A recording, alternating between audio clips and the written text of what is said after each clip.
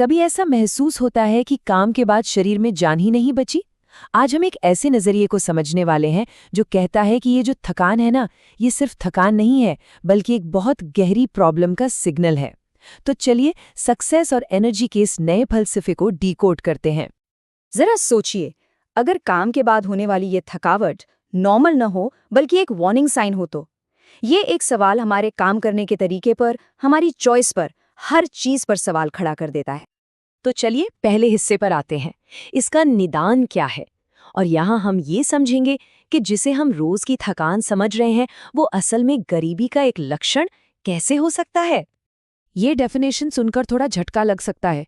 ये फलसफा कहता है कि दिन भर मेहनत के बाद जो एनर्जी खत्म हो जाती है ना, वो कोई फिजिकल चीज नहीं है, बल्कि एक माइंडसेट का लक्षण है, एक मानसिकता का। ये लाइन ये सीधे सीधे हमारे सोचने के तरीके को चैलेंज करती है।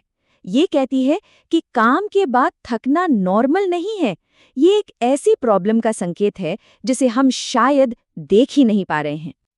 अब आता है दूसरा हिस्सा, एनर्जी का समीकरण।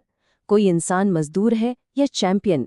इसका जवाब सिर्फ इस एक बात में छिपा है कि काम उसकी एनर्जी पर कैसा असर डालता है। तो एक सवाल खुद से पूछना बनता है, जो काम हम कर रहे हैं वो हमारी एनर्जी बढ़ा रहा है या उसे निचोड़ रहा है? क्योंकि जवाब जो भी हो वो सब कुछ तय कर देगा। यहाँ दो तरह की मानसिकताएं बिल्कुल साफ है।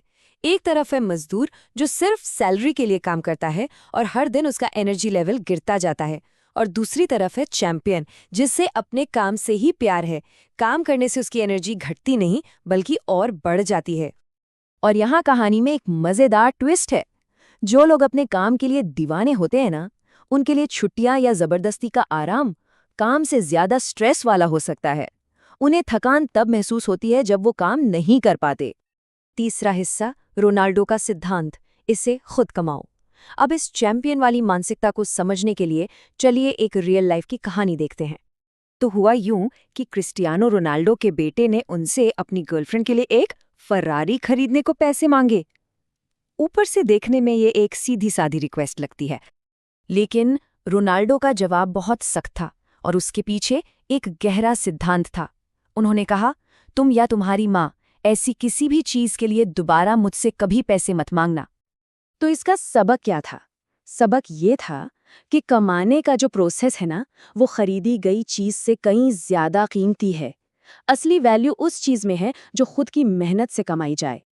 अब आते हैं चौथे हिस्से पर, काम ही जीवन है।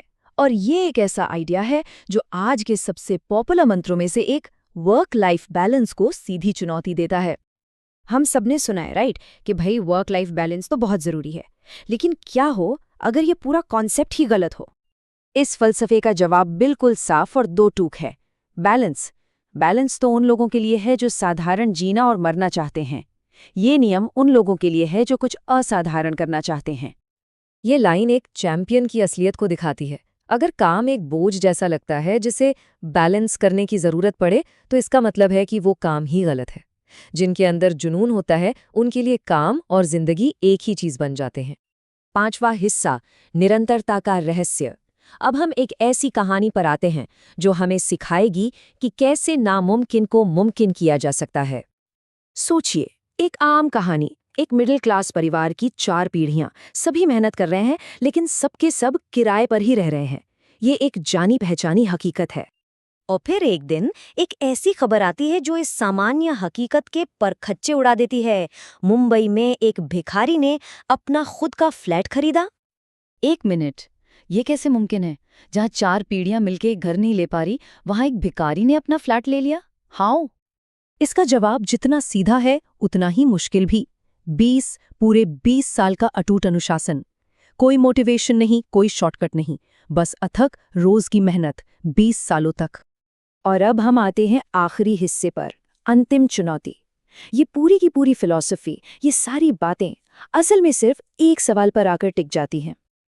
और वो सवाल ये है, कोई भी काम कितनी शिद्दत से और कितने समय तक किया जा सकता है? ये किसी की भी काबिलियत का असली पैमाना है। इस सवाल को फिर से सोचिए। कुछ हफ्तों या महीनों का जुनून दिखाना बहुत आम बात है, लेकिन उस शिद्दत को सालों तक बनाए रखने के लिए असली जिगरा चाहिए।